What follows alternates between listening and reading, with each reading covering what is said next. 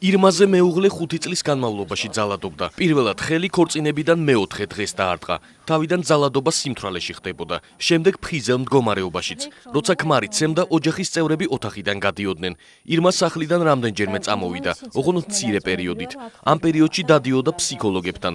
შემდეგ კი მისი თქმით იძულებული იყო ქმართან დაბრუნებულიყო. ამის მთავარი მიზეზი ეკონომიკური ფაქტორი იყო. პირველივე დღეებიდან დაიწყო ჩხუბი, ფიზიკური შეურაცხყოფა, ძალადობა. მიზეზი დღესაც არ ვიცი თუ რატომ, რის გამო, აი მართლა ვერ ახსნი მიზეზს, რომ თქვა რომ ამის გამო შეიძლება და მე კონფლიქტი მომსვლო და ჩემ ქმართან ვერ ვიტყვი მაგას. მეოთხე დღეს დაამარტყა პირველად ხელი და იმის შემდეგ ჩვეულებრივი ამბავი გახდა 5 წლის მანძილზე. და იყო უზომოდ ეჭვიანი, არ მიშვებდა არსად, გამოკეტილი ვყავდი სახლში, საერთოდ არ უნდოდა რომ ეზოშიც არ უნდოდა რომ გავსულიყავი და მაღაზიაში 2 წელი ისე ვიცხოვრე, საერთოდ არასდროს არ ვიყავი ნაყოფი, მაღაზიაშიც არ მეშვებდა. მეშინოდა, მემუქრებოდა რომ შე რო პატრული გამოიწეხო, მოგკლავდა ხან როგორ მემუქრებოდა, ხან რომ ამიტომ ძალიან მეშინოდა იქ იყო ის საპატრულო პოლიციაც, მაგრამ მე ვერასდროს ვერ გავბედე. თან იმის გამოც რომ დეიდამ რო გამოიძახა, რა ვიცი, არაფერი არ გაკეთებულა და არავინ არაფერი გააკეთა. სახლიდან წამოსვლის შესახებ საბოლოო გადაწყვეტილება მას შემდეგ მიიღო, რაც ქმარმა სამსახურში წასვლის წინ სცემა. ჯერ მამასთან გადავიდა საცხოვრებლად, 2 თვის შემდეგ კი უთხრეს, რომ დრო იყო ქმართან დაბრუნებულიყო. თუმცა მეგობართან წავიდა და შემდეგ შვილთან ერთად მოხვდა ოჯახში ძალადობის მსხვერპლთა სახელმწიფო თავშესაფარში. ამბობს, რომ თავშესაფარში ყოფნა თავიდან გაუჭირდა. შემდეგ კი ფსიქოლოგების, იურისტების და თავშესაფრის სხვა თანამშრომლების დახმარებით მდგომარეობიდან გამოვიდა. სამსახური გამომიშდა თავისმა მეგობარმა შემომთავაზე და გასული ვიყავი უნდა მემუშავა და მაგრამ იმითაც უკმაყოფილო იყო და ვეუბნებოდი რომ რატო შენ თვითონ არ გამიშვი, თვითონვე გამოთქვა ინიციატივა რომ უნდა და მემუშავა. სპეციალურად სახე ჩამილურჯა რომ ხაც წახვალ, ხაც გახვალ და მომიწია ხალხში ესე სიარული. პირველად წავედი მამა ჩემის სახლში, თქვა რომ არასდროს არ შეურიგდები, ეს რა თქმა უნდა ყველა მღიმილით მიიღო. 2 თვის გასვლის შემდეგ, როცა უკვე დაწყნარდა ყველაფერი და მე ცოტა სიმშვიდად ვიყავი, მაგრამ უკვე ყველამ გამომიცხადა, რომ უკვე დროა უნდა შერიგდე. ჩემი მეუღლეც მაკითხავდა, რომ შემირიგდი და ესე გრძელდებოდა, მაგრამ ავდექი და მამა ჩემი სახლიდან წამოვედი მეგობართან. და მოვხვდი აქ.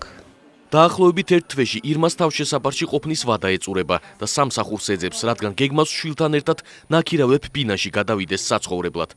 ქმარს შერიგება უნდა, თუმცა ირმა ფიქრობს, რომ ის არ შეცვლილა და შერიგებას არ აპირებს. ხანდახან ხვდება, რათა ბავშვს მამის ნახვის საშუალება ჰქონდეს. ირმას ისტორია გამონაკლისი არაა. მასთან ერთად თავშესაფარში ძალადობის მსხვერპლი 4 ქალი და მათი შვილები ცხოვრობენ. ისინიც ამბობენ, რომ სახლიდან წამოსვლისგან თავს ეკონომიკური ფაქტორის გამო იკავებდნენ. მათივე თქმით, ბევრ ქალს ეშინია, რომ პატრულის სათანადო რეაგირებას არ მოახდენს, რის გამოც ძალადობის მოთმენა უხდებათ. ოჯახში ძალადობის მსხვერპლთა სახელმწიფო თავშესაფარში მოსახვედრად მსხვერპლის სტატუსის მინიჭებაა საჭირო. სტატუსის მისაღებად კი რამდენიმე გზა არსებობს. პოლიციის მიერ გამოწერილი შემაკავებელი ორდერი, სასამართლოს მიერ გამოწერილი დამცავი ორდერი და უწყებათა შორისი საბჭოს გადაწყვეტილება. საბჭოს მუშაობის მთავარი პრინციპი ისაა, რომ რამდენიმე ადამიანი საქმეს განიხილავს და ქალს მსხვერპლის სტატუსს ანიჭებს. მაშინ როცა შემაკავებელი ორდერის გამოწერას პოლიციის თანამშრომელი დამოუკიდებლად წყვეტს და მსხვერპლმა უნდა ამტკიცოს, რომ მსხვერპლია. რაც შეეხება სასამართლოს მიერ გამოწერილ დამცავ ორდერს, ამ შემთხვევაში მოძალადე იღებს ინფორმაციას მსხვერპლის აქტივობის შესახებ და დამატებით ძალადობის დიდი რისკი არსებობს. იმ კანონქვემდებარე აქტებს, რომლებიც მსხვერპლის იდენტიფიცირების უწყებათა შორისი საბჭოს მუშაობას არეგულირებს, ვადა გაუვიდა და 2014 წლის აპრილიდან საბჭოს მუშაობა შეჩერებულია. იურისტმა ნინო ბოლქვაძემ ოჯახში ძალადობის მსხვერპლ ქალებთან ერთად აგვისტოში მიმართა მთავრობის ადმინისტრაციას ახალი აქტების შემუშავების მოთხოვნით. გარდა ამისა, მთავრობას წარუდგინეს უკვე შემუშავებული დებულებებიც, თუმცა ამას კონკრეტული რეაგირება ამ დრომდე არ მოჰყოლია. ნინო ბოლქვაძე ამ ეტაპზე სასამართლოს მიმართავს და ითხოვს მთავრობას დაევალოს ვალდებულების შესრულება. ოჯახის ძალადობის სტატუსის მიმნიჭებელ ჯგუფს იმისთვის, რომ მან იმოქმედოს, ჭირდება სამართლებრივი საფუძველი და ეს არის საქართველოს მთავრობის მიერ მიღებული კანონქვემდებარე აქტი. ერთის მხრივ, რომელიც დაადგენს თუ ვინ იქნება ამ ჯგუფში შესული და რა წესით მიანიჭებს მსხვერპლ სტატუსს და ასევე, მისი საქმიანობა იქნება, მის საქმიანობის წესები იქნება ამ აქტებით გაწერილი.